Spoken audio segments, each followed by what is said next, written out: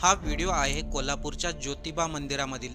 तेथील पुजारी काही तरुणांना चोप देत होते आणि हाच व्हिडिओ सोशल मीडियावरती प्रचंड प्रमाणात व्हायरल होतोय. पण नेमकं मंदिरामध्ये असं काय घडलं होतं की पुजाऱ्यांना मारहाण करण्याची वेळ आली? जाणून घेऊ.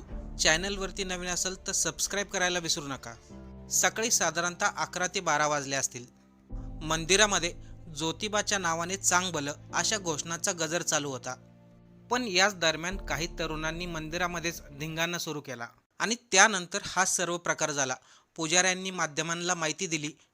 मंदिरामध्ये आरती चालू असताना या तरुणांनी धिंगाणा सुरू केला. याशिवाय पुजाऱ्यांवरती गुलाल उधळला.